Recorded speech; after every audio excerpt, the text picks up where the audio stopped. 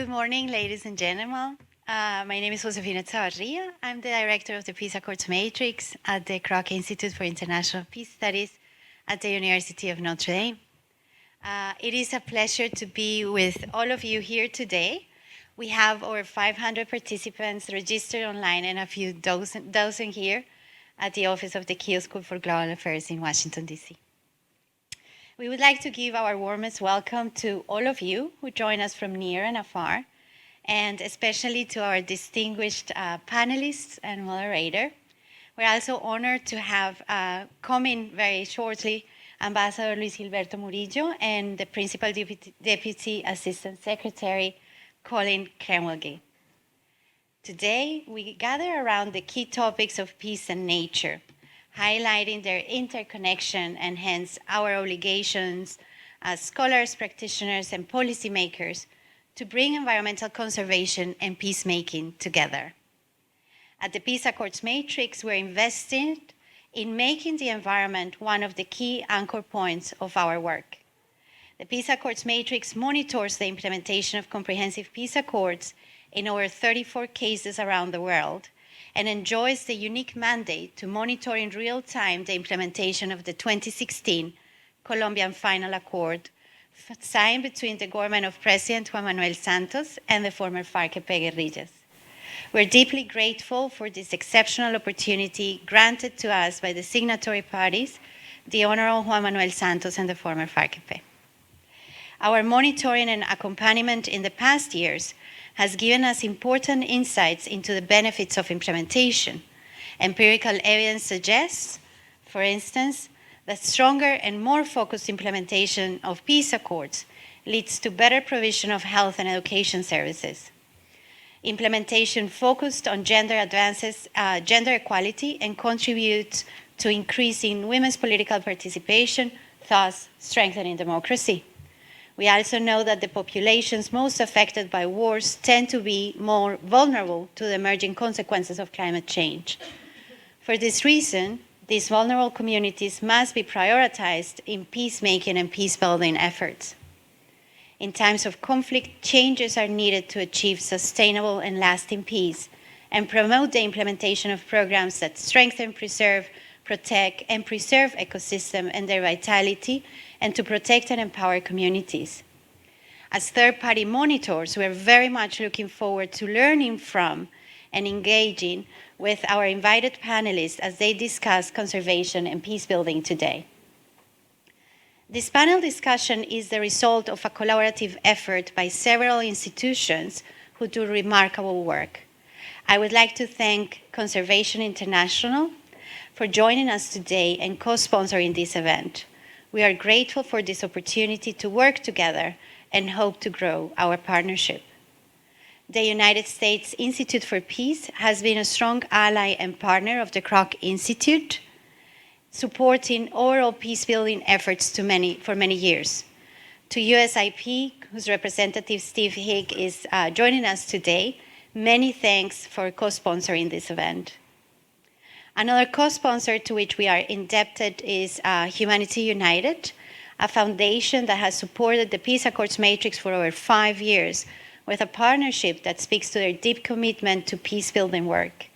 Thank you very much for supporting innovation at the PAM as well as supporting this event. And last, but definitely not least, I would like to thank CSO, the Bureau of Conflicts and Stabilization Operations at the U.S. Department of State, which has meaningfully supported our work from the very beginning of the Peace Accords Matrix Barometer Initiative in Colombia. CSO has been a reliable cooperation partner that has enabled us to develop our research and engage in peace-building practice on the ground in Colombia. Thank you for the trust and the opportunities you continue to afford us and your contribution to the processes of policymaking. Representing CSO, we have here today Colin Keough, who will be sharing the opening remarks from Assistant Secretary Anne Witkowski.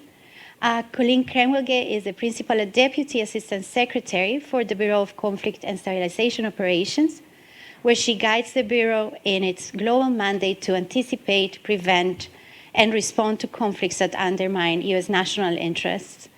Her prior assignments as a career foreign service officers include Mogadishu, Somalia, Lahore in Pakistan, and Kabul in Afghanistan.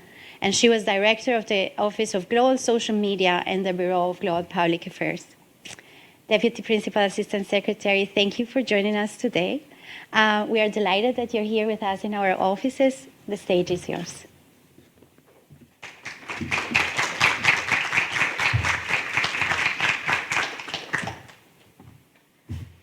Thank you, and thanks very much, Josefina, for that really kind introduction.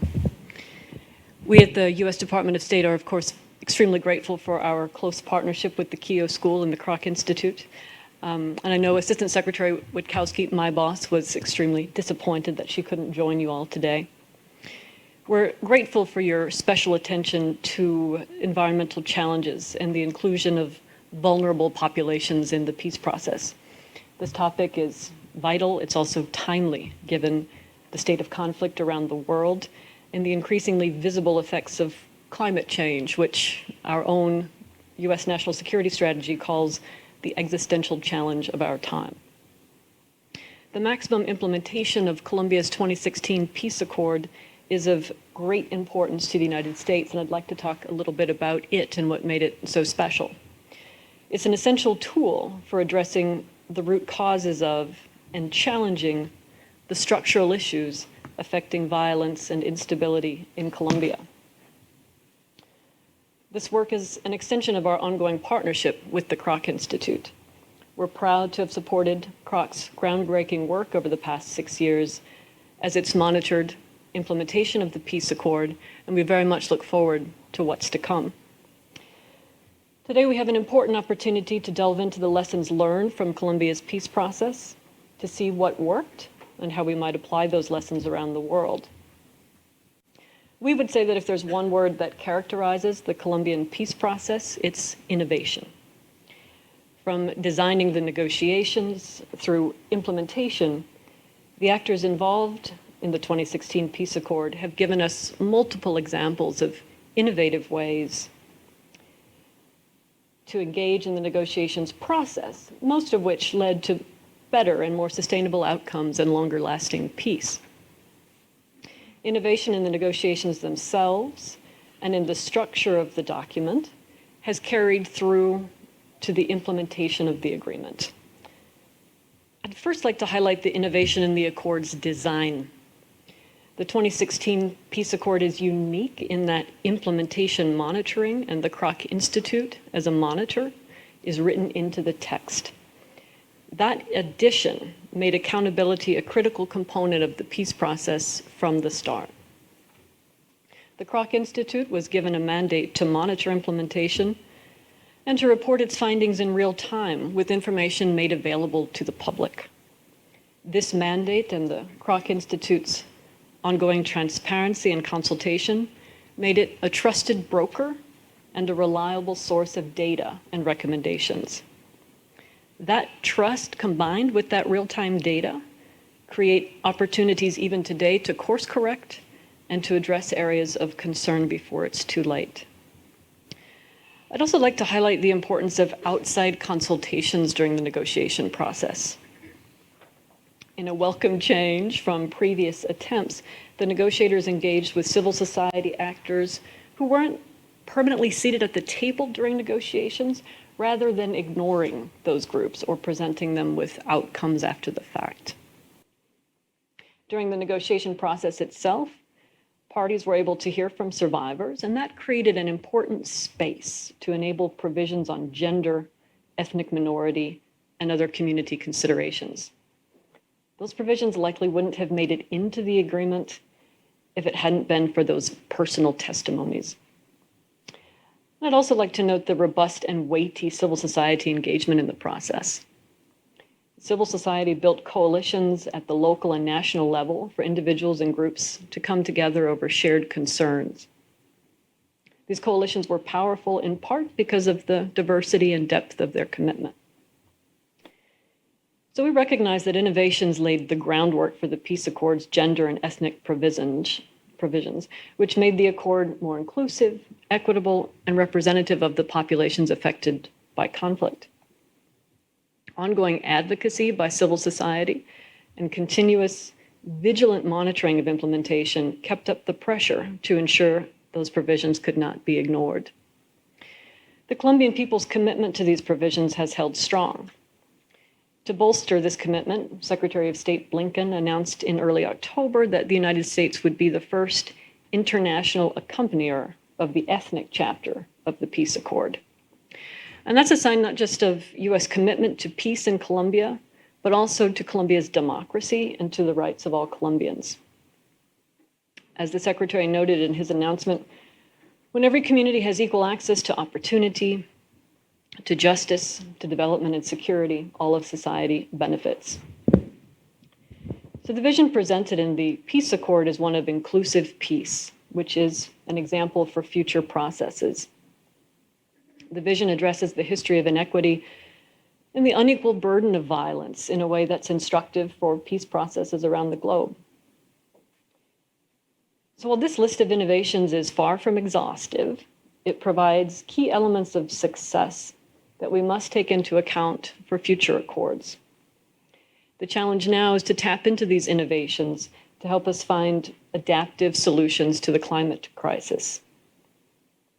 So we've learned from Colombia's experience and other peace processes around the world that seriously addressing environmental issues during war, obviously, is an immense challenge. Peace is paramount to providing the security and stability needed to deal effectively with issues that affect us all. Colombia's innovation gives us a blueprint for how efforts to address environmental challenges can become local, actionable, and truly responsive to local needs. So an essential part of all of this is meaningfully engaging with local groups, hearing their priorities, and following their guidance on what they would consider successful local interventions. It's especially important to engage the most marginalized communities, which all too often inhabit spaces where environmental degradation and climate change become threat multipliers, further exacerbating existing vulnerabilities. Colombia's indigenous peoples and rural and poor communities are struggling with a wide range of challenges today, from more devastating and frequent natural disasters to the struggle over dwindling resources. Armed groups and competing economic interests add an additional layer of complexity.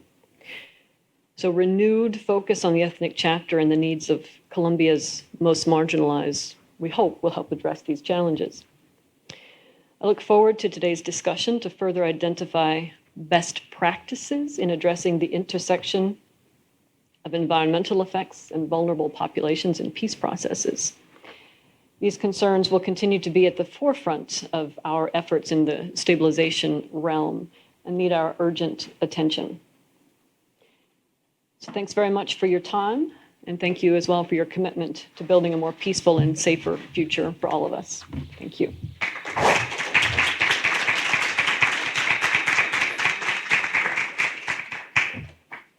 Wonderful. Thank you so much, dear Principal Deputy Assistant Secretary Keough, for your opening remarks. I would now like to introduce the moderator of our distinguished panel discussion, Melanie Greenberg.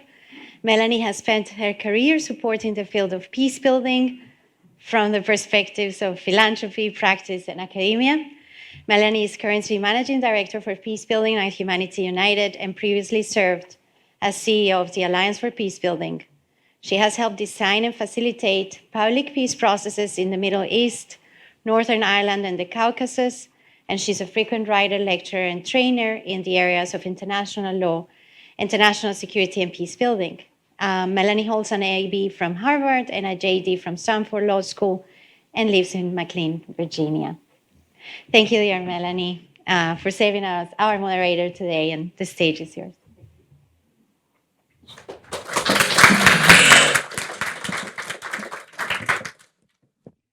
Thank you so much, Josefina. I seem to be breaking every microphone that I sit on today, so hopefully this will be working properly. Well, it is a great honor to be here with you today, and I want to thank you, Josefina, Laurel, Omar, everyone who made this today possible, to thank the Keough School for Global Affairs, for the Kroc Institute at the University of Notre Dame, Conservation International, the Bureau of Conflict Stabilization and Operations, and Humanity United for bringing us all together today. I can't think of a more auspicious day to be meeting as we move into COP27 on Sunday. And I can't think of a better group of people today to talk about how to bring peace and the environment together. How do we talk about the voice of nature? Who represents nature in peace agreements? How do we think about the very abstract ideas of climate, of conservation, of nature, and turn them into the very real experience that victims of conflict experience every day?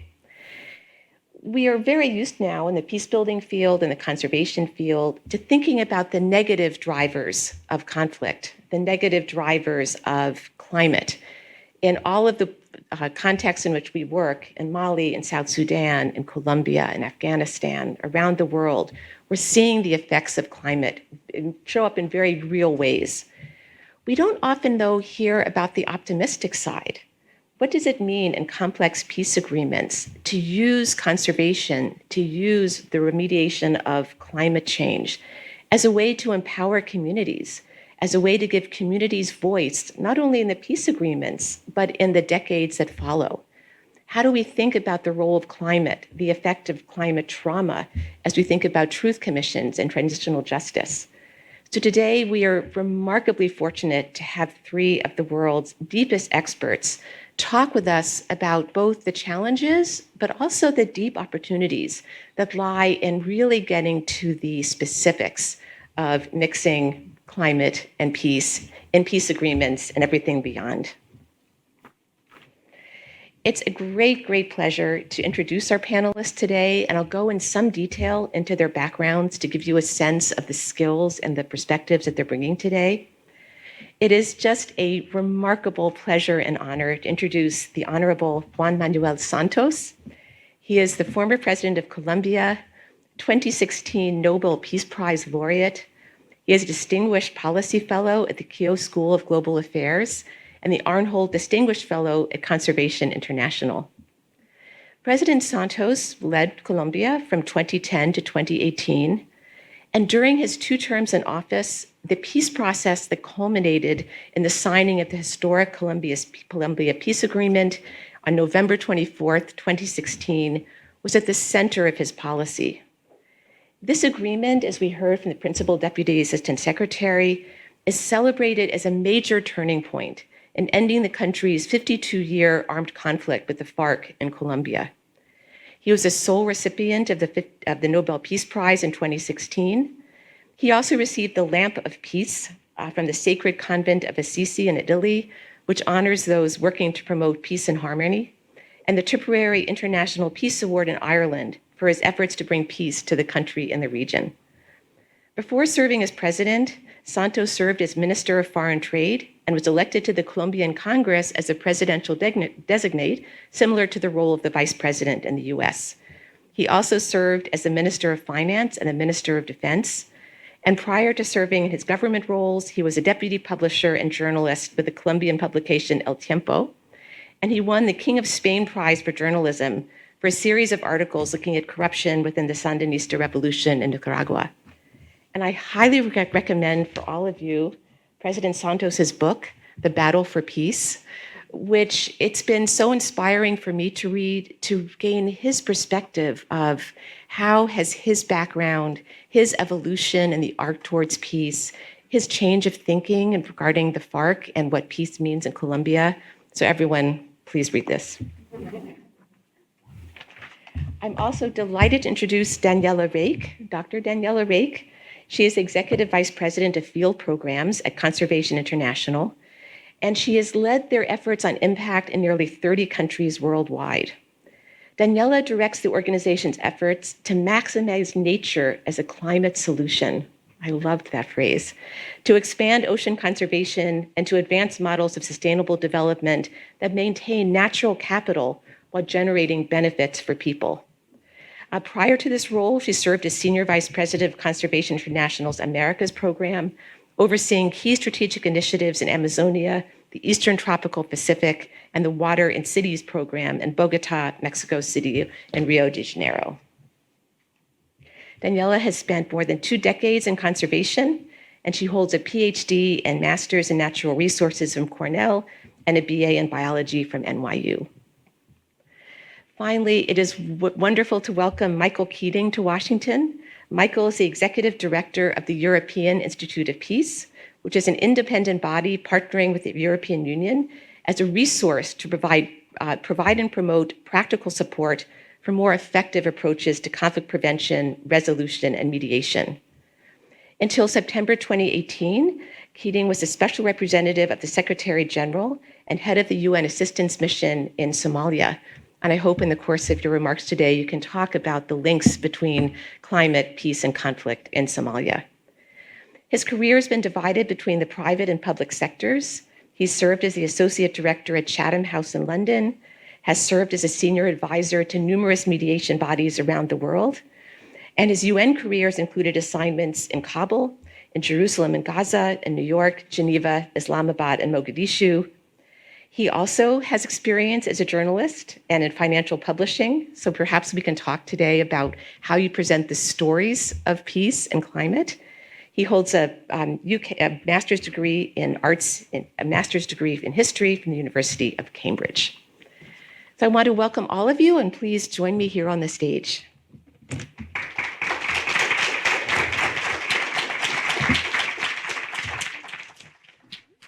Thank you.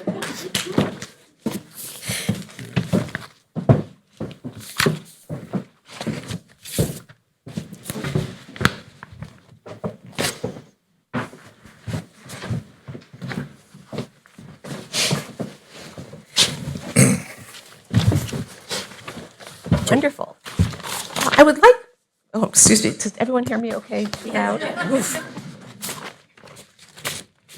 So President Santos, I'd like to open the floor to you by asking you a very specific question, and then I hope that you can use that as a launching point for some more general reflections about how you've come to the understanding of the voice of nature in peace.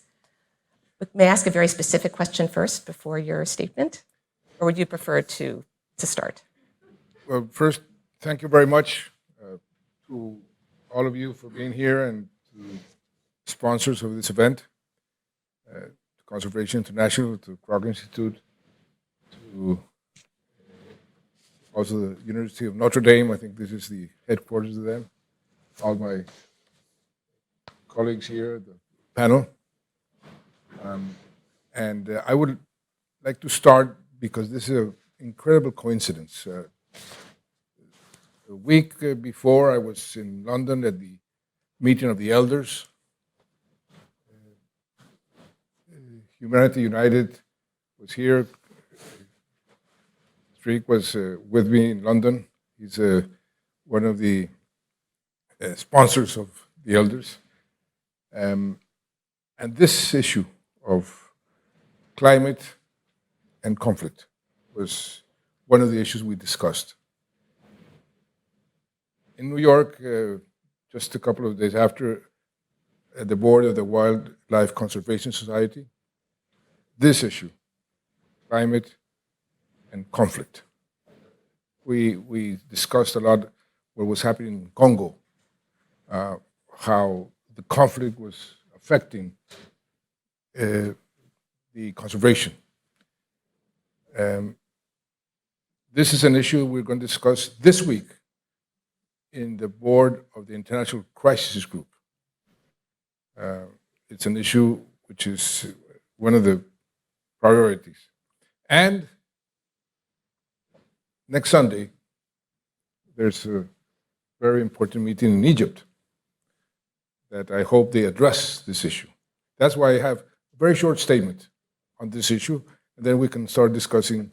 And I would like to say the following. The acute environmental crisis and the growing security and conflict threats that we face are interconnected, and together they present a new era of risk for humanity.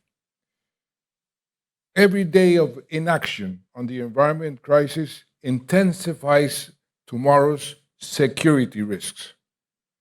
Environmental degradation will keep exacerbating an already challenging security landscape and undermining peace. Continued damage to the planet, ecosystems possesses the biggest long-term risk to global human security of our time. We must tackle these challenges together to achieve peace and environmental integrity. And why? 2 billion people live in countries where fragility, conflict, and violence hinder social progress. 4 billion people experience water scarcity at least 1 month per year. 733 million live with critical water stress. About a third of the world's soil is degraded. Water and food insecurity play a critical role in driving or exacerbating conflict, and transboundary water disputes are among the biggest climate security risks. Climate-induced displacement and migration exacerbates tensions and conflict if met with inflammatory policies, and we're seeing this all around the world. Half of the 21 UN peacekeeping missions are in highly climate change exposed countries. And the problem is that the international system is failing. The international system is failing to respond to the scale of the challenge. Wealthy countries have consistently failed to meet their commitment to provide $100 billion of climate finance per year. And the most fragile states have received just 1/80th, not 1/8, 1/80th of the climate financing per capita that flows to non-fragile states. Meanwhile, global military spending exceeds $2.1 trillion in 2021, having nearly doubled since 2020. Governments provide subsidies for fossil fuels of over $500 billion per year. And the global total for potentially harmful subsidies, according to the IMF, is between $5 and $7 trillion per year. So what does this tell us? That governments and political leaders need to radically change direction and reprioritize resources. Just an example here, Washington. The USA spends over $100 billion per year on defense, but less than $6 billion on international climate finance. Governments must stop spending trillions of dollars per year that stoke insecurity and conflicts. Instead, they and the global financial institutions should ensure that both the public money that they provide and the private money that they regulate are spent in ways that promote peace, resilience, and environmental integrity.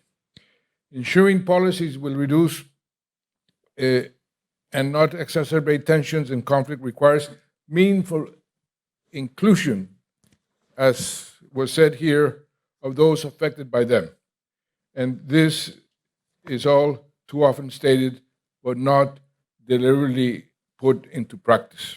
And I want to say also, I am very grateful to the State Department, to the U.S. government for their help in the Colombian peace process, because it is one of the unique aspects of the peace process and their help.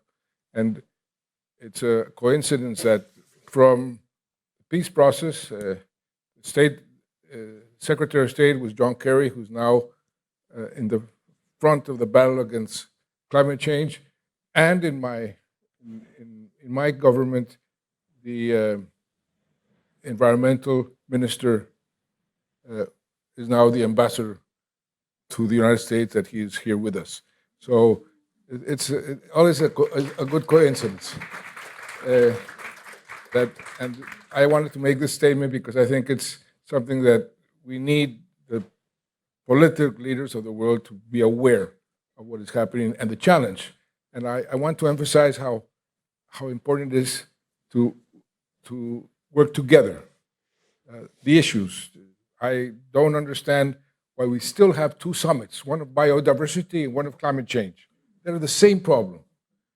And conflict and the environment should also be addressed as one big problem because they are so interrelated.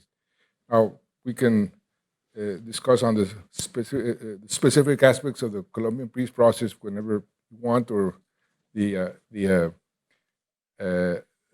or why I was sort of drawn into this issue. Very shortly, I was sort of drawn into the issue by the indigenous communities in my country. The day I became president, that morning, I went as a gesture to them to say, please, I recognize you as our older brothers and give me your blessing to go to Congress and be sworn in. And they said, okay, we'll do that. We will discuss it among ourselves. They came back and said, you have our blessing, but make peace with the FARC, that's what you want, but also make peace with nature. Because nature is mad. Mother Earth has been mistreated, and she will retaliate, and you're going to be a victim of that retaliation. 10 days afterwards, the worst Niña phenomenon started in Colombia.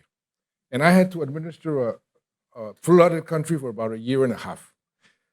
Right now, we're having big problems with Niña phenomenon in Colombia, but that is nothing compared to what we had in 2010.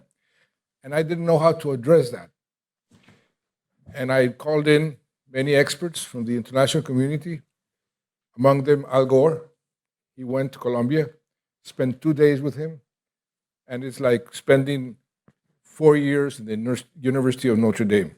I learned so much about climate change, and I was absolutely convinced the importance of bringing in everybody into this issue and connecting it with the peace process.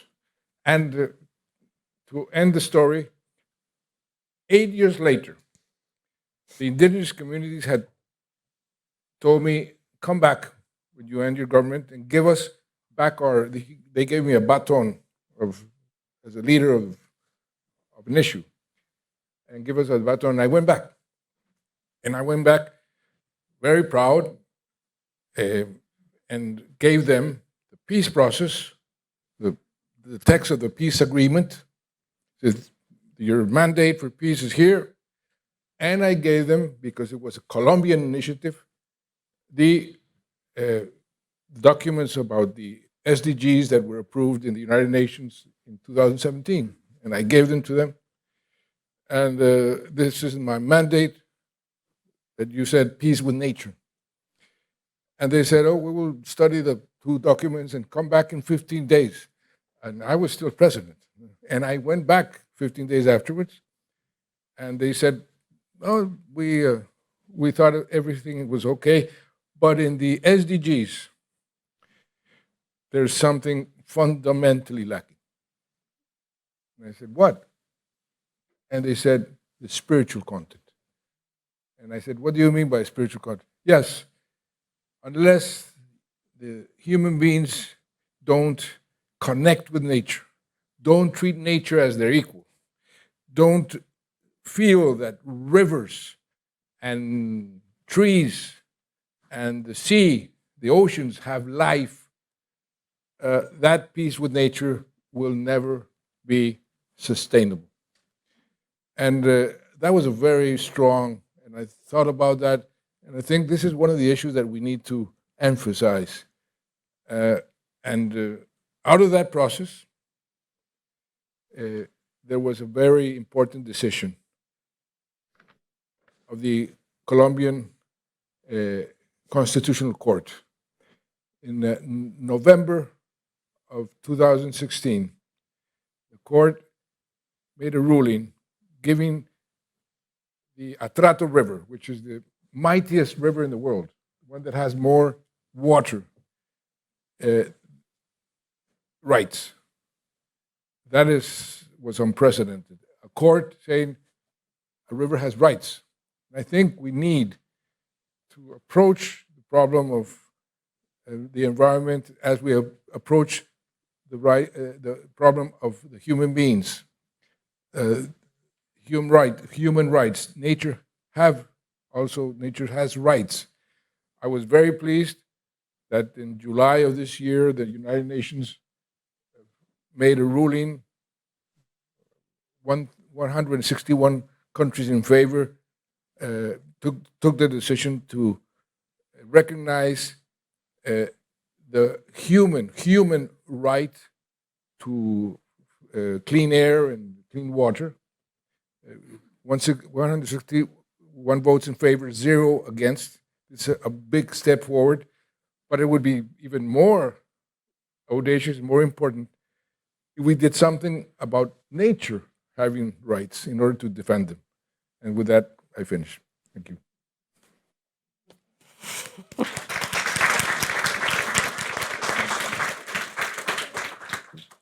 Thank you, Mr. President. I think you have done it all in that statement.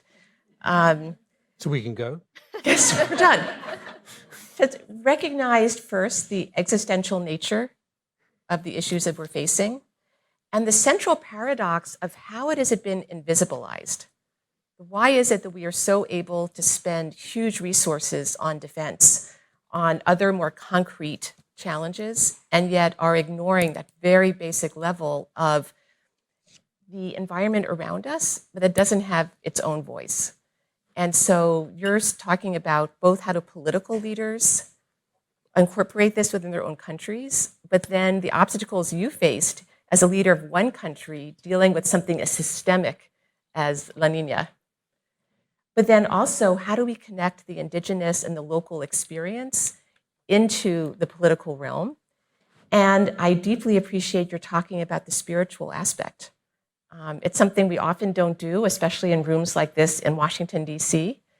And yet that ability to connect at a very human level with nature and to recognize that nature has rights, that's a very radical, but it feels like a very authentic approach. So I want to thank you for framing the issues in this deep way and that we can now delve deeply into all of those. So thank you. And my question to you really flows quite naturally from what you just talked about. You led the creation of the SDGs. In the Colombian Peace Accord, as you just said, you gave nature a voice. And I was so impressed this week that you read on YouTube a testimony that was just amazing. It was extracts from the testimonies from a member of the Parcela community in Guajira in Colombia. And in that testimony, they were talking about water being a victim of the war. And for the Parcela community, the water supply system rebuilt after the Peace Accord was a solution to the real problem of a lack of water, but it symbolized the revitalization of the community. And first I was struck that you were talking in the context of the Truth Commission. And so bringing these issues of nature, water, the environment, not only into the Peace Accord, but the central ideas about justice, reparation, making people whole. But how does this represent for you? How does what you read, how is that emblematic of how you make peace with people and make peace with the environment? It was just extraordinary. Well, you all know that every peace process has sort of two phases: peacemaking and then peace building. Peacemaking, it's less difficult. I wouldn't say it's easy, but it's less difficult. Peace building is very difficult because it's reconciliation. It's healing the wounds. It's repairing the victims.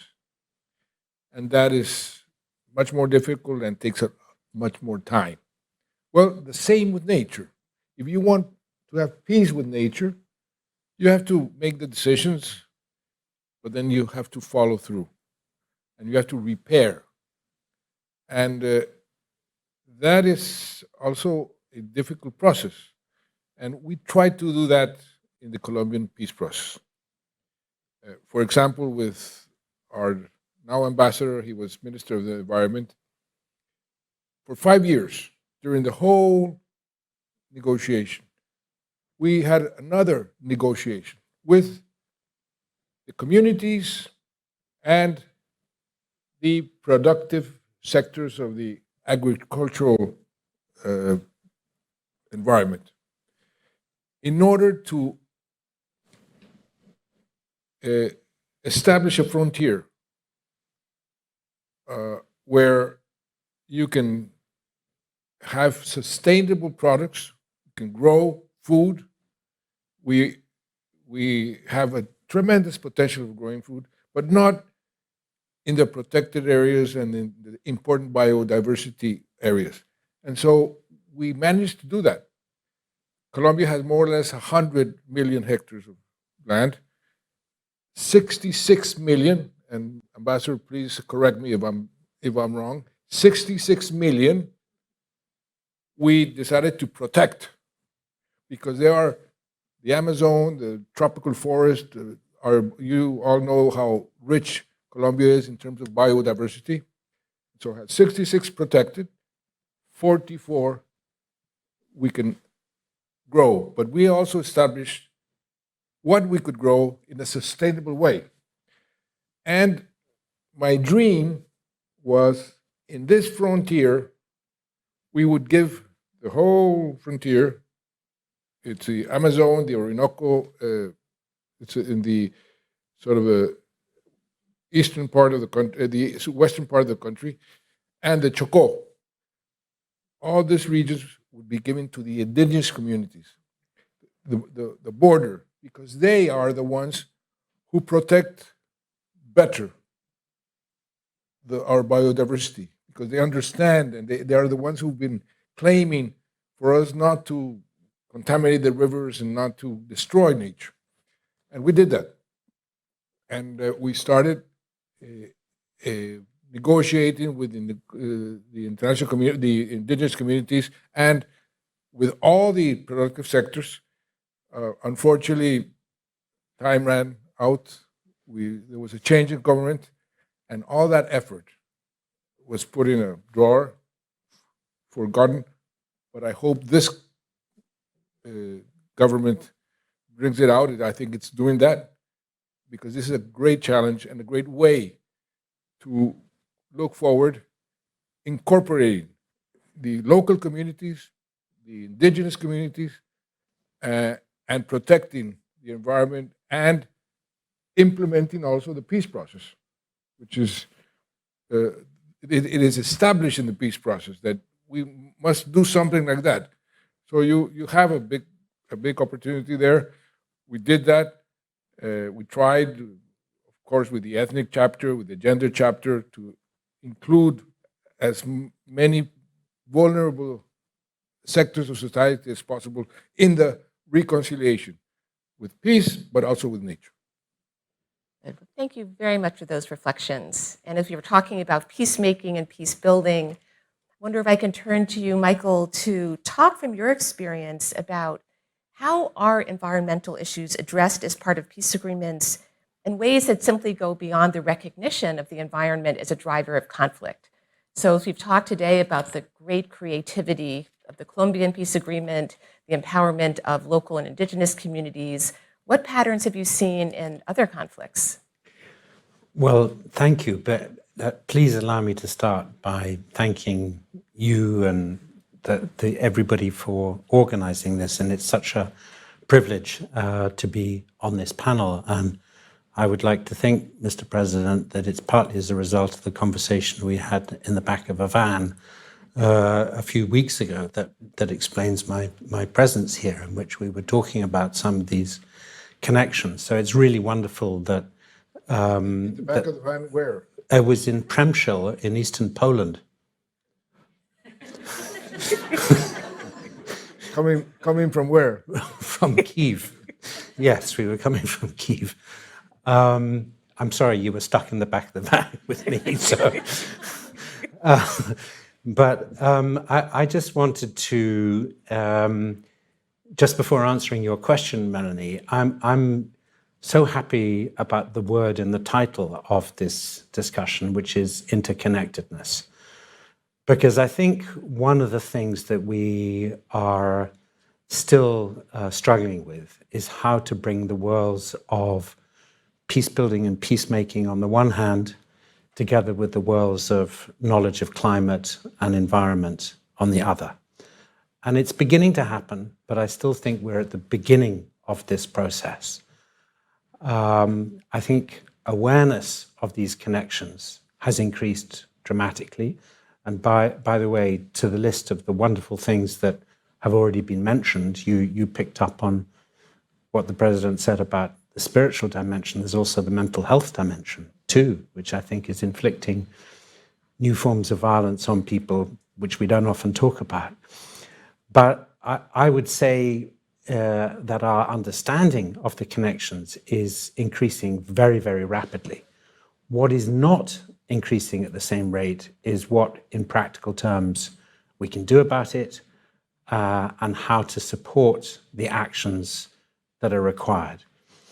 I mean, in answer to your question, there is Edinburgh University has a database of peace agreements. You're probably familiar with it. And they did a search for a paper that we produced a few years back. And if my recollection is correct, there are only 5 peace agreements, and they looked at local agreements, national agreements, international agreements that specifically mention climate change. And 2 of those are in Colombia. One was relating to the Darfur Doha Agreement in 2012. One was relating to a local agreement in Nigeria. And there was one other one which escapes me. But basically, climate change is not typically thought of as a formal part of peace agreements. Having said that, if you look through peace agreements, many of them, and I have to say Colombia is the standout example of a comprehensive peace agreement. It sets the bar both in terms of the detail of the peace agreement, but also the mechanism that has been put in place to hold parties to account and to ensure its implementation. And in fact, in my experience, I've never come across a situation that anything like approximates to what's happened in Colombia, whether it was in Somalia, whether it's in Afghanistan, whether it's in the Middle East or elsewhere. But many agreements do refer to natural resources. Many agreements are triggered by catastrophes, such as droughts, floods, tsunamis. The tsunami in 2004 had a very electric effect, both in Sri Lanka and in Aceh.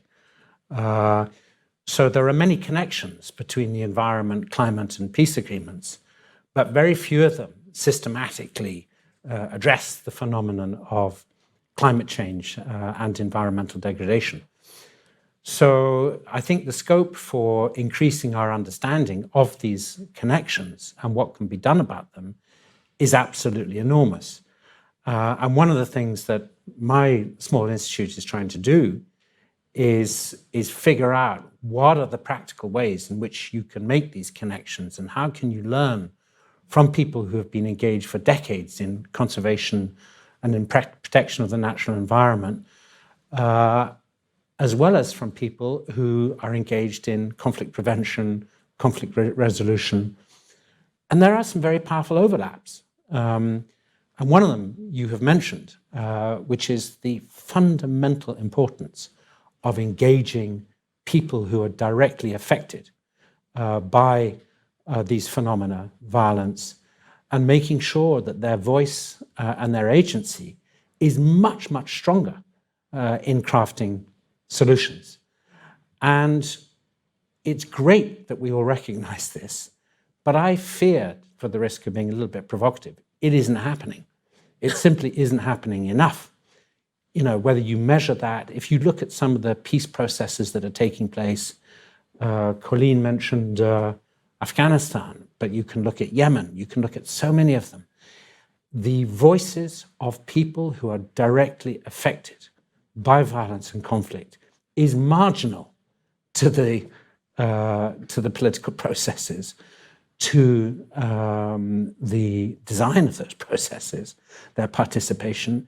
It's as if, the rhetoric is increasing, but the reality is not really changing that much. Another metric is money. You've already mentioned the money side of it, but it seems to me there's an enormous opportunity to connect investment in peace dividends with climate finance. But the amount of money that's going to countries which are experiencing conflict and violence is minuscule. And there's any number of reasons given for this, including lack of institutional capacity and so on and so on. But the fact is, unless we dramatically upscale the way in which we support people who are directly affected by collapsing water systems, degradation of the soil. I'm so happy you mentioned soil, because I think it's often underestimated, forest cover. And unless you are investing in their ability to manage these things and look at ways in which this management can bring previously conflicting parties together, then we're condemned to carry on. And I think it's great that COP27 is beginning to nibble at the edges of this stuff. And it's still nibbling at the edges. It's not mainstream. It really is not mainstream, this topic yet. But I suppose my frustration is, given the rapidity of biodiversity loss, given the unfortunately terrible situation we're facing globally right now, we have interstate wars back. We've all been assuming that internationalized civil wars were the kind of order of the day, and the whole international system is sort of geared for that. And now we're going back into a new, old era of conflict. We have a lot of, and we have the COVID precedent in terms of global solidarity, the good aspects of that, but also the bad aspects of that. I do worry that our consciousness of the problem is completely outpacing our ability to respond to it in ways that we know could be successful, even if that involves taking a number of calculated risks, fiduciary risks. We have to have more knowledge, we have to have more data, we have to have more scientific, but that should not be a pretext for not leaning into what we know can work, drawing upon the experience of places like Colombia, drawing upon the work of organizations like Conservation International and what they've learned about local participation.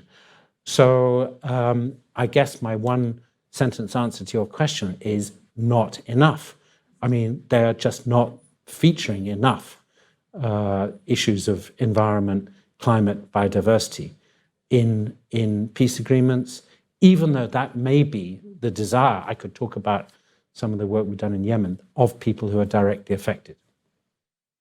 Thank you so much, Michael, for highlighting just the gulf between the rhetoric and the action. And I think also mentioning the resurgence of interstate wars. I think that can marginalize further the local voices as we move into more of a Cold War mentality where it's state actors who hold the power. And it's easy to forget about those voices that are critical for these issues. And to mention in DevEx this morning, there was an article about even when there's climate finance available, and they mentioned Somalia as the example, the rules are so intricate that many governments are not set up even to accept the money. And then how does it then trickle down to local communities? Yeah. So thank you. But Daniela, I feel like now from the conservation side, I would love to ask you, from your perspective, what are you seeing in the field areas in which you're working? And how are you seeing these connections between local voices, global processes, systemic challenges? Thank you, Melanie. And let me also thank everybody, the organizers at the Keough School, the Kroc Institute. It's really wonderful to be here on a highly distinguished panel, and a pleasure to have the opportunity to share some of our perspectives with all of you. So between what President Santos has shared and what Michael has shared, we really have touched on many of the interconnected issues, and I agree with what has been said. The focus, however, has been on the policy and political realm, And so I think it's important, and you mentioned this as well, to think about how we connect the grassroots actions that are taken at the individual or community or local level to that policy and political space. From a conservation perspective, conflict is nothing new, and it has persisted. I think at the moment, Brazil and Mexico maybe are competing for the deadliest country for environmental defenders. So we see violence on many fronts, and it is driven in large part by the effects of land degradation and scarcity. And so part of the solution is, how do we address those issues with a mindset of abundance, an abundance for all, a shared abundance that can pull people together in discussions and in reflections that either prevent conflict or can be part of a peace-building process, that are part of conflict resolution and reconciliation. Now, at Conservation International, and I dare say for the conservation sector writ large, although conflict is nothing new, and we've confronted it and been confronted by it in field programs and projects for many years, a deliberate focus on the interconnectedness of conflict and security and conservation, I think, is more recent. We at Conservation International, we partner with the Peace Nexus Foundation. We are a founding member of the Environmental Peacebuilding Alliance. And so in recent years, this has come more to the fore from a strategic perspective, even if it sort of has always existed at the grassroots. What I see is, when we talk about climate change and the cycle of degradation and how that fuels insecurity, and the outsized important role that Indigenous peoples play in terms of stewarding the lands that are most important as stocks of carbon and most important for biodiversity all around the world. We could talk about Amazonia, we could talk about the Congo Basin, we can talk about Indonesia. These are the most important places, and 25% of that land is in the hands of Indigenous peoples. So the question then becomes, if they are at the forefront of what we need in terms of conservation and restoration, and yet at the front lines of conflict, insecurity, and violence, what do we do? And this is where I think the intersection between that local and grassroots action and the policy and political sphere really emerges as an important space. How is it that Indigenous peoples, local communities can participate effectively in policy processes and in the political sphere? What are the tools? What are the forums? How do they become aware of global negotiations, what those processes and frameworks are? How do they improve their skills in terms of negotiation and participation? Particularly considering that for most of them, they are living in very rural and remote areas and are speaking in languages that are not the languages of most of these negotiations. Now, the good news is that it is a digitally connected world, so the opportunities are greater, and the level of sophistication of people's understandings at all levels of how interconnected conflict, security, and climate change and nature is increasing, including for Indigenous peoples and local communities. So, one of the initiatives is to expose groups, local groups from the Amazon, from different places that are hotspots for biodiversity or for what we call irrecoverable carbon, which is carbon that's in the soils, in the biomass, that if we lose, we can never get back in any meaningful time frame if we want to hit the Paris climate targets. So how do we equip them? How do we train people in negotiation? How do we inform them of what those frameworks are? And some of those trainings and convenings are occurring. I'll give one example. In the Amazon, there is a network of indigenous organizations that is pan-Amazonian. It is comprised of national and subnational indigenous organizations, and they come together, and they're working with Conservation International and others is a vehicle for really bridging that gap between local action and the policy sphere. And that's just but one example. And maybe the last thing I'll mention in response to this question is that the field of conservation, our toolbox has expanded in recent years. And what's wonderful is that we heard from President Santos, from Michael, about all the various forums in which nature is featured as a topic. I mean, I've been in this business for a while, and I can say even 10 years ago, maybe even 5 years ago, it wasn't like this. We wouldn't have heads of state convening on this topic the way they are now. We wouldn't have CEOs of the largest corporations of the world talking about this as they are now, seated side by side with indigenous leaders or leaders from academia or from the nonprofit sector.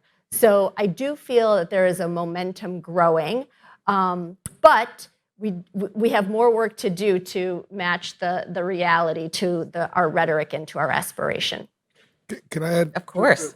Make a comment, or Danielle has just said about the importance of teaching and preparing the indigenous communities, but all the vulnerable communities, the grassroots. That's exactly what I was thinking when every Nobel laureate has a foundation. So I have my foundation, and it's dedicated precisely to address the grassroots of peace making, but peace among human beings, but peace with nature.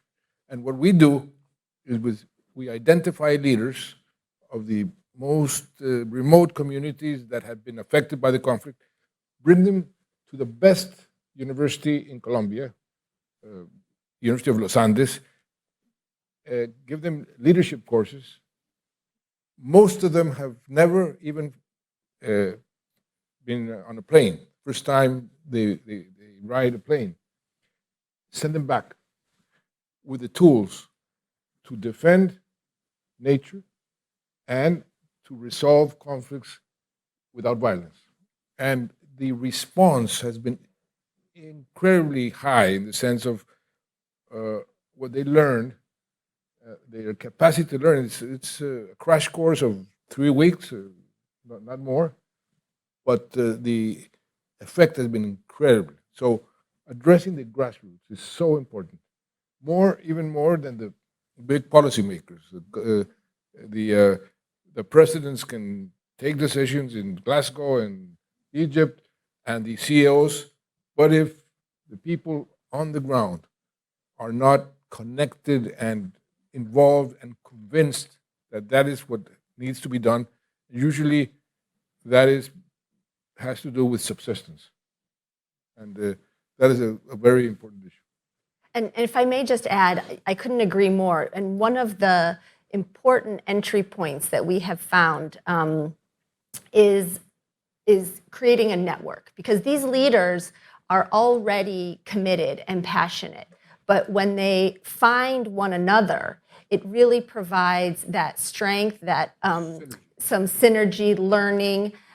We work in northern Kenya, which is a region of the world that is plagued by environmental degradation, land degradation, but also conflict around land, around cattle. And there's a woman there, Josephina Keough, who is a leader and really was working to address conflict in the region and being a peace builder at the local level through these conservation conservancies, because she understands that the conflict is driven by the environmental degradation, which drives the conflict. And so, it is a bit of a vicious cycle in that way. And after having met her and discussing with her, we had been working in the region for a while, she came up with the idea, and we agreed to identify other women in the region from the various communities who could come together to build peace through a network with each other, but also through their families and their communities, bringing their sons, their brothers, their uncles, their fathers,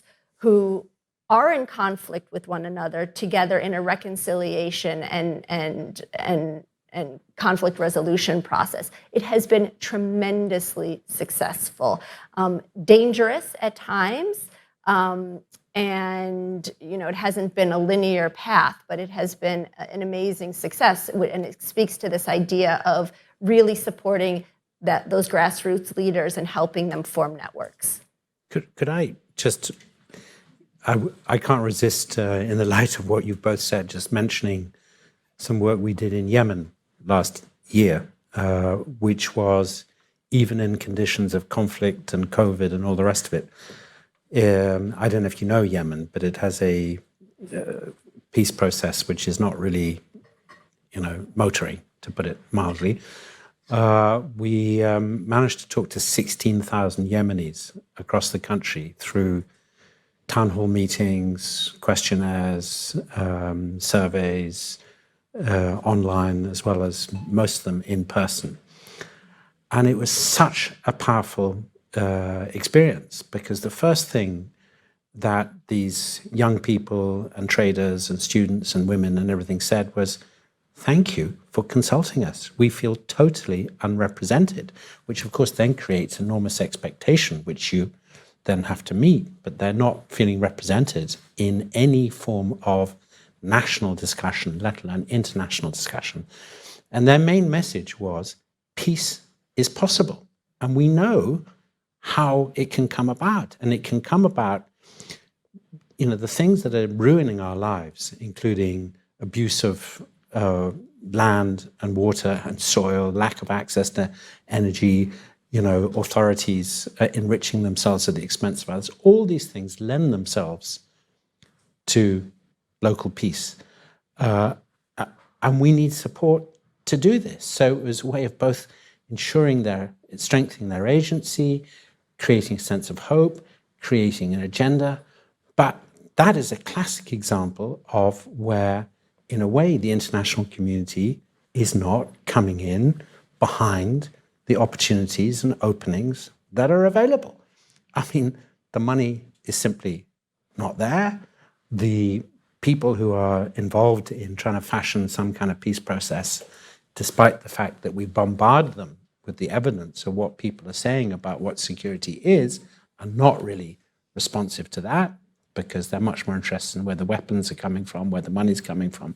But it's a very good example of where the two agendas meet, the peace, the conflict resolution agenda, and the protection of natural resources, including land, water, cleaning up pollution and waste, meet. So using conservation, using biodiversity investment as a means of advancing local peace. I think that you've all touched on a critical point of what it means to bring groups into these conversations. I think even more profoundly, what does collective action look like? Because you can deliver tools, which is absolutely critical, but in my view, not sufficient. There also has to be the networking, collective movement building in order for that voice to truly be sustainable.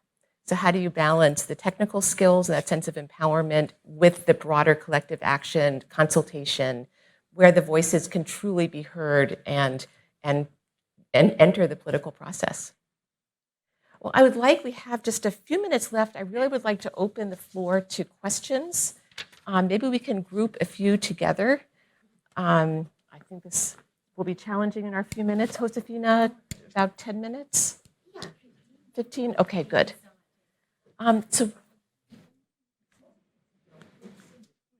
why don't we start in this sector of the room, these two questions, and we'll move to this sector.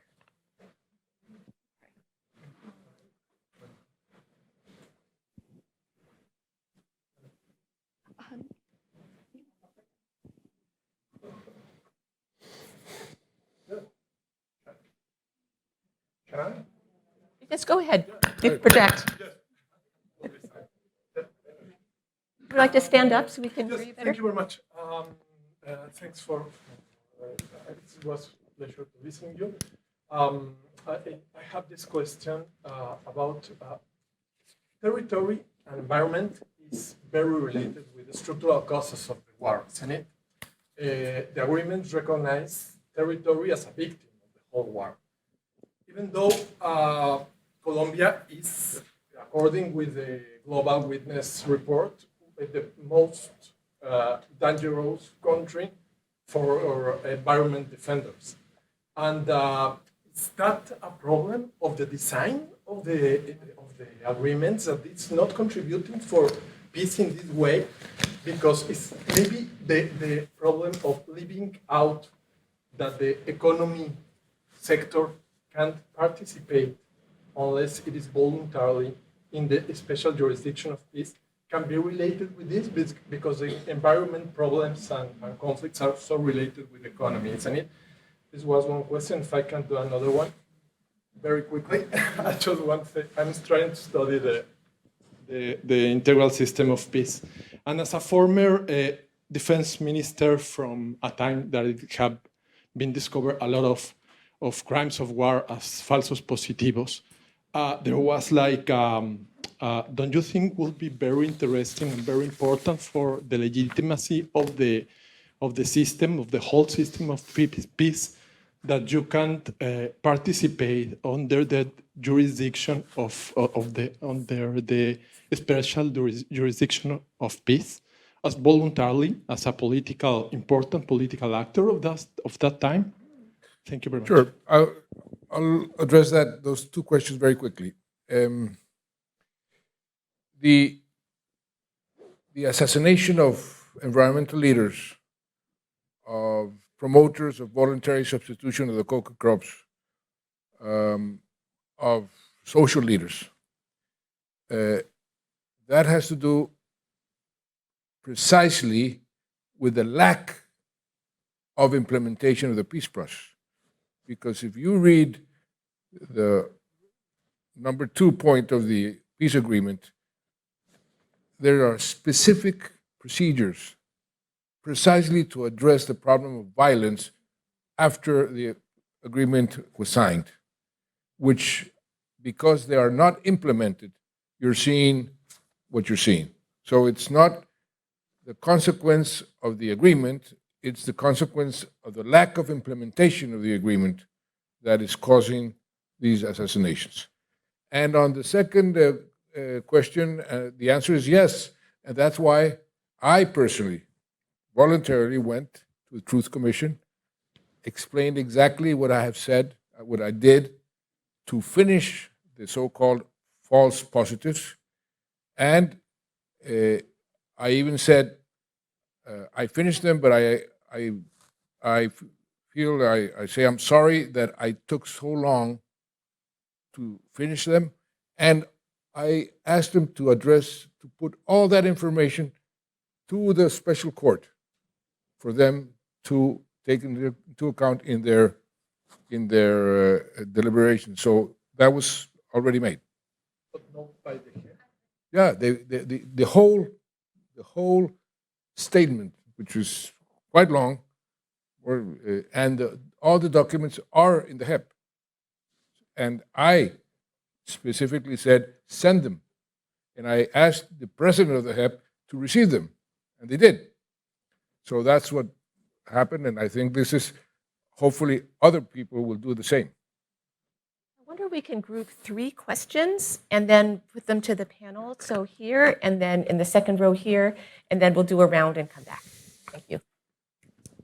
Thank you so much, and thank you to all of the panelists. My name is Cristina Camacho. I work for the Howard G. Buffett Foundation, and specifically on peace building in Colombia. So I have another Colombia-specific question, if you'll allow it. But it has more to do with the ongoing conflict dynamics in the country and the role that nature and land still play in terms of illicit economies, deforestation, and what the direction should be for the new administration to tackle these ongoing dynamics and in nature, and where international cooperation or where donors should be focusing their attention in that intersection of peace building and nature. Thank you. Thank you. Yes. Thanks again to the sponsors and all the panelists. I'm Cindy Arnson from the Wilson Center. This has been a really fascinating conversation, and I think you've made very clear the connections between preserving environment, building environmental protection, and building peace. And I was wondering if you could expand that a little to include the question of governance, because a lot of the challenges to environmental preservation at the local level with indigenous communities, with local communities, have to do with corruption, have to do, as Christina was mentioning, the presence of organized crime, but also authoritarianism. And beyond Colombia, these are critical issues in Central America, where we know that climate degradation, environmental degradation is a key driver or one of the root causes of migration. So I was wondering if you could reflect a little bit on the way that environment and nature and governance might be interconnected. Thank you. Maria Victoria? I'm sorry. I think that everybody they already did the question I wanted to. So I just wanted to add something. I'm Maria Victoria Llorente from Ideas from Peace Foundation in Colombia. So I just wanted to add to what Cindy was asking, like the security dimension, specific security dimension. In Colombia, many of those issues have been addressed in the recent years with military operations in some specific areas in Colombia against deforestation. And yes, the security dimension is very important, but how do we connect security, governance, and peace? And I believe that, Mr. President, you have a lot of experience on that. I would like, I'm dying to respond to that question with something we were discussing about between two journalists. How can you how can you communicate what you need to do? And I am a great believer in storytelling. And I'll tell you a very small story on exactly that. When I was Minister of Defense, with the help of the US and the UK and many other countries, I made a sort of analysis of where were the weak points of the FARC. And we found out that there was a corridor that the FARC used in one of the most beautiful ecosystems in Colombia, called the Páramo de Sumapaz. Small parenthesis. We have, for those who don't know, some ecosystems called páramos. There's no translation. These are fabrics of water. These very special ecosystems with my former minister, we sort of limited all the 37. We have 50% of the páramos of the world. They're only in the Andes mountains, and 50% are in Colombia. And we protect them. But before that, when I was Minister of Defense, that was used as a corridor for the FARC to go into Bogota. So I installed a high mountain battalion. And I went there and I slept there, very cold. It's almost 4,000 feet above sea level. And that was 2006. When we delimited the different páramos, I went to the delimitation of the Sumapaz páramos. It's very near Bogota. And there was the commander of the high mountain battalion who was there to meet me and said, Mr. President, I am Colonel X. I am the commander of the battalion that you installed here 6 years ago. And I want to report to you that all my soldiers are here now replanting. There's no translation to it. It's a small plant called frailejón. Frailejón is the plant that produces more water in the world. And it's what makes these ecosystems so valuable. 70% of the water of our rivers come from the páramos. And so I was so touched that, and he said, instead of killing guerrillas, we're replanting frailejones. That's a 180 degrees transformation in the military approach to what their duty was. And I said, my God, we have made some progress.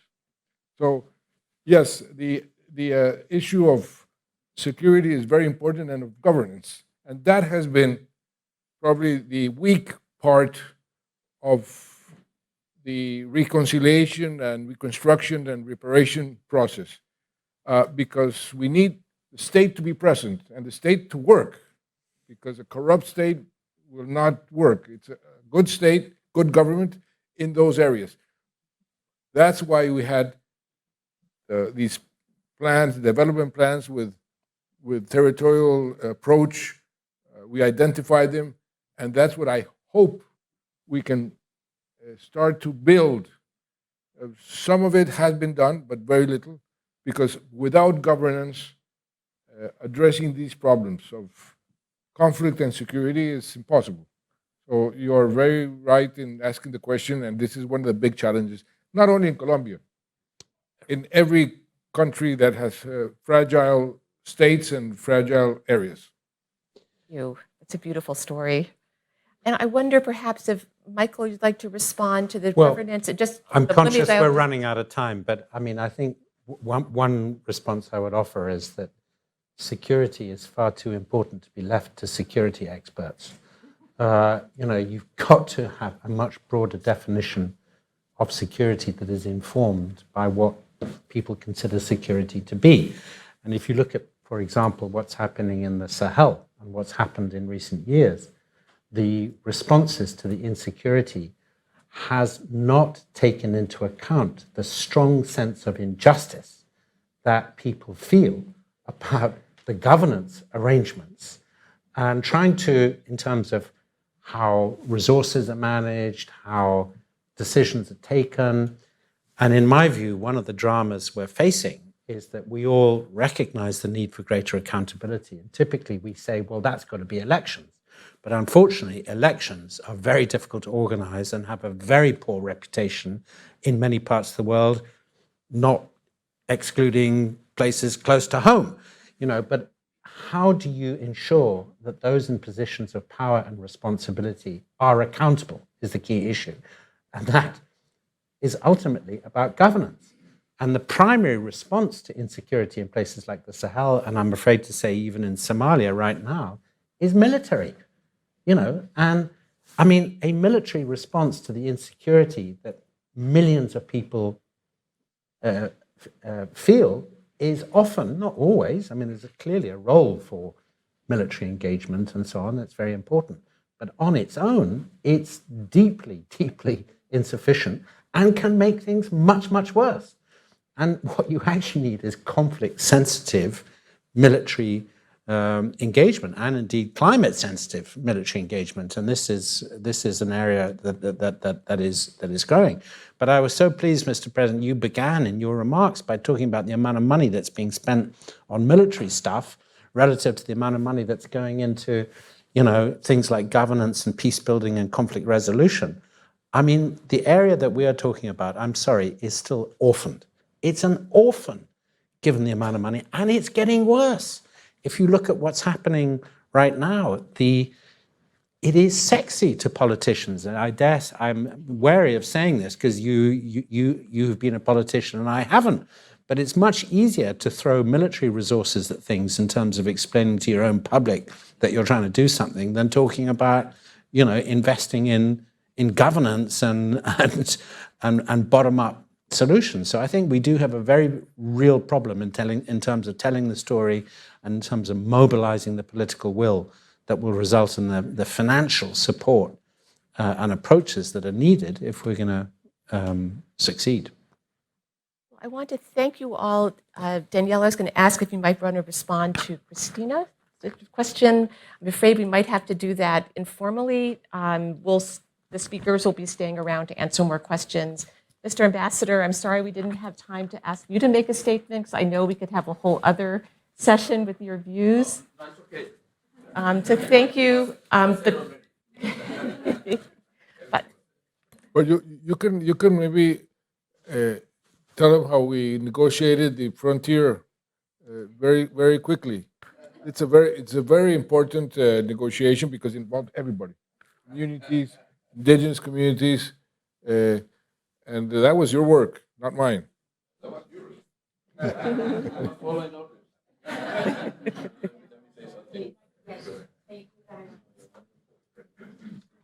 Laureate said that I have to.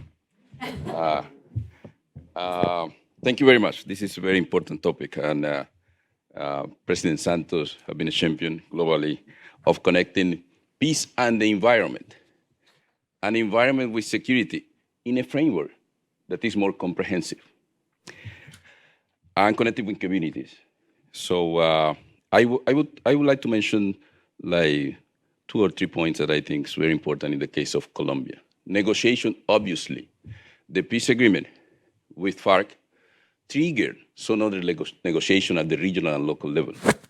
First, the negotiation of conservation agreements in each area of the country when we have deforestation. For example, negotiation with communities in the Chiribiquete area, in Guaviare and Caquetá. Very difficult negotiation to expand Chiribiquete to going from 1.5 million hectares to almost 5 million hectares. And negotiation with Witoto communities, indigenous communities. A lot of small negotiations that were abandoned after we left the government. And in those negotiations, also negotiation with the business sector. When we were negotiating areas that were very optimal for agricultural development, the most difficult negotiation was with those business people and communities that were growing coffee, because they wanted to go up in the mountains where we have paramos. A negotiation with business communities that used to grow potatoes in Colombia. So those negotiations were difficult, but we were able to define the agricultural frontier. And beyond that, define areas where you can grow either potatoes or you can grow palm oil and other products. That was a very important process. Also, I want to highlight the regulations, because within the framework of the peace agreement, we presented under President Santos' leadership the law for payment, compensation, and payment for environmental services. That was some of the unique experience in Latin America, was included in the peace agreement, and we developed the law and regulation for that. Also the carbon market, with the support of Conservation International and other organizations. So Colombia was pioneer in having carbon markets that change. Carbon tax. The carbon tax that was then result in the carbon market, that support the carbon market. Colombia was one of the 50 countries that have the carbon tax. And that changed the financial geography of funding going to environmental protection, because it was directly to communities. And now we are moving into the blue carbon with the support of some organization. And lastly, the ethnic chapter.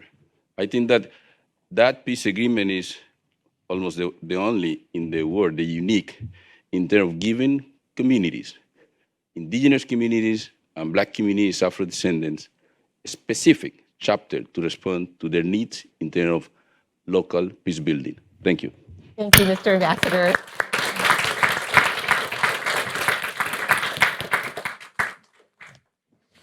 Thank you very much, Ambassador Murillo.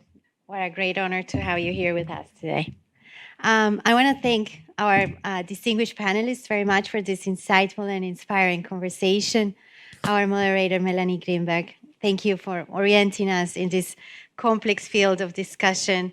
Also, everyone here present, our audience online, our communications team at the Keough School that has worked for many months in this event.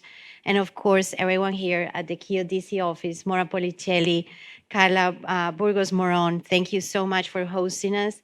My PAM team, Laurel Quinn and Omar Al-Jamal, thank you for all your work. And I just wanted to invite you on your way to coffee.